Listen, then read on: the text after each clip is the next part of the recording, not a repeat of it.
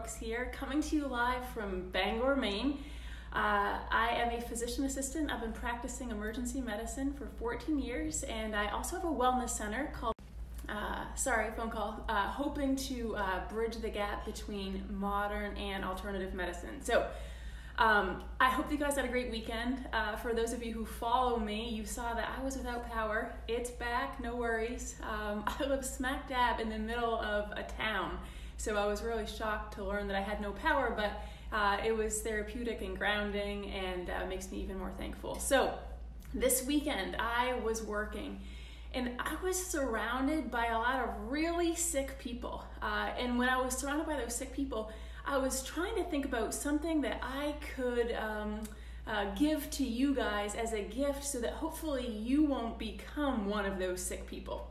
So this video today, it's all about prevention, because I think that if we all practice more prevention, then we could prevent disease. So here we go. I'm probably going to be all over the place, so bear with me. Hey, good morning, Larry. But a lot of you, I don't blame you, because we can't in medicine bill for prevention, just for treatment.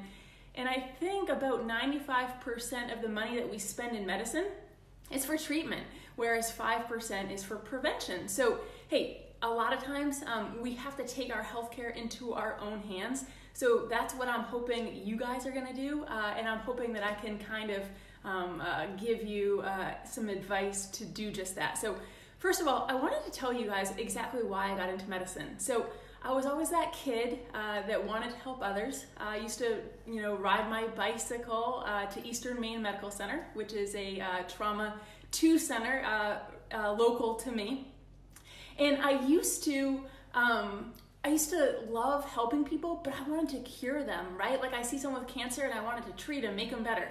I saw someone with this disease or that and I wanted to cure them. So I went into medicine after a good friend was diagnosed with an autoimmune disease. And again, I wanted to be, the one with the magic wand to cure this person. I also had a cousin, very dear to me, very close. She was diagnosed with type 1 diabetes at age 2. Again, I wanted to find this cure. So I think a lot of us in medicine, we go in with the mentality of trying to cure disease, when I think that the role needs to be a little bit reversed. Hey, good morning, Rustin. So the role needs to be reversed. And I didn't realize this until I was working in a busy 60-bed emergency department down in Harrisburg, Pennsylvania. When I was there, I was surrounded by people. There's a huge immunocompromised population down there, so people have a lot of really nasty diseases.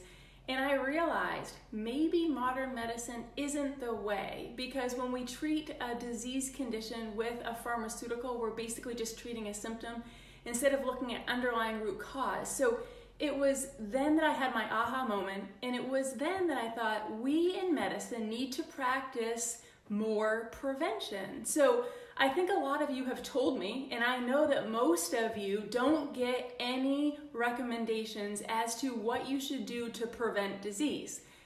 Like I said, this weekend, working in the emergency department, being surrounded by people with diseases that, might have been able to be prevented, really made me scratch my head. So I initially went into emergency medicine because I was thinking, I can make a huge difference in emergency medicine because I can treat acute conditions. If you come in because you lacerate your arm, I can sew you up, no problem. If you come in because you broke your foot, I can put a splint on you.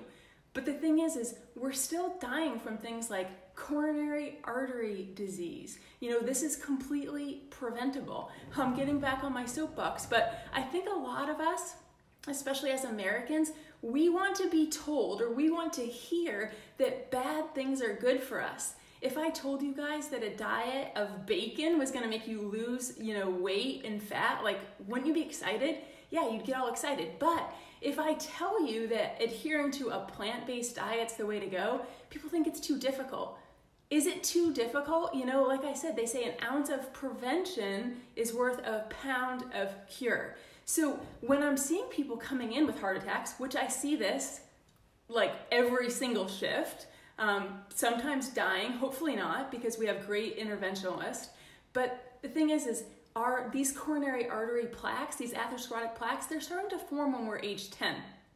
So if we spend some time educating parents on what to feed their children, more fruits and vegetables, more fiber, because only 3% of the population gets enough fiber, then perhaps we can prevent this in the first place. Do you guys find it peculiar that we still have fast food chains popping up everywhere?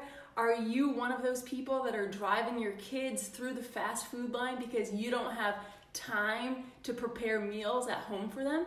Let's think about this, because if you are, then we're promoting disease in our children, okay? So it's kind of like saying, I just sometimes wonder why our government's okay with this, because I really think it's like injecting our people with a death sentence.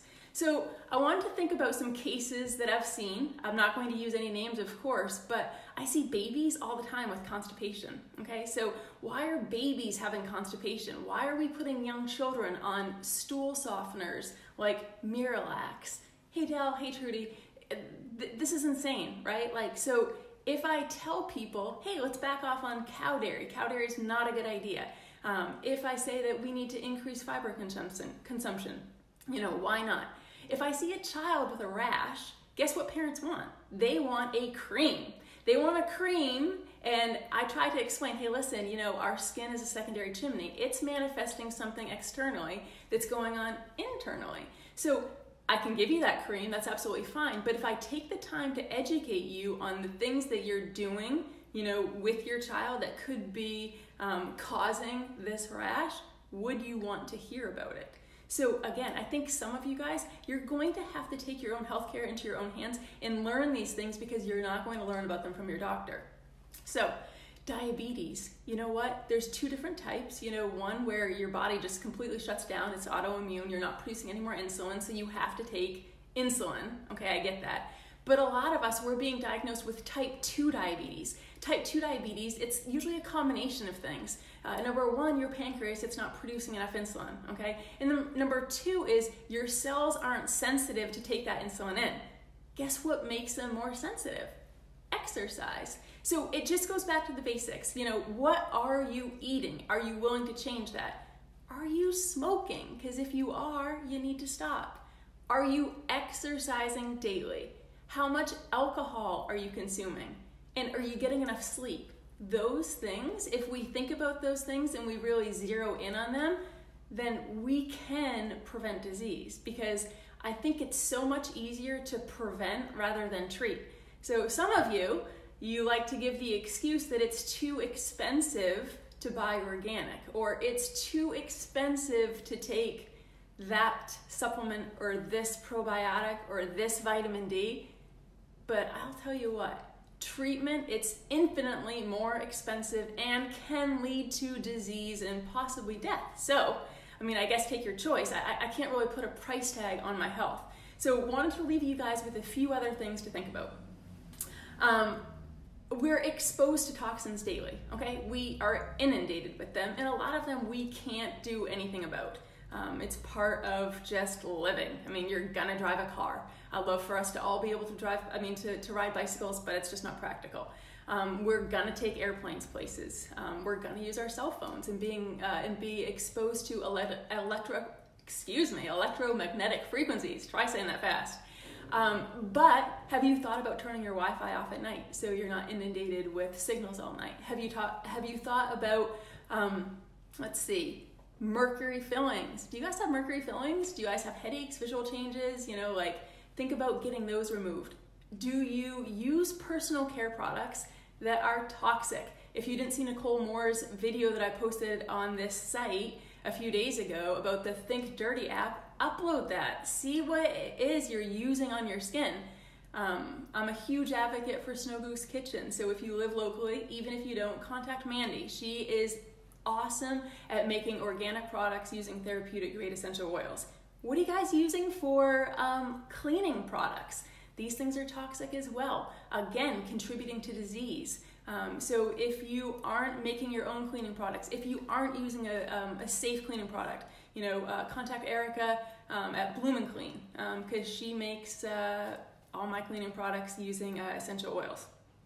What are you guys eating? Non-GMO organic. That's really the only way to be. So if you're eating a genetically modified organism, are you aware that GMOs can contain Roundup, glyphosate, a toxin, a neurotoxin that you could be injecting, again, causing disease. So my whole platform today is I got into medicine to make people better. And when I'm working in modern medicine, I feel like people are getting worse and people are coming in with things and they don't even understand about prevention. So I would love to recruit you guys. I would love to recruit you guys to start educating your friends and your family on the importance of prevention, so hopefully they won't have to undergo treatment.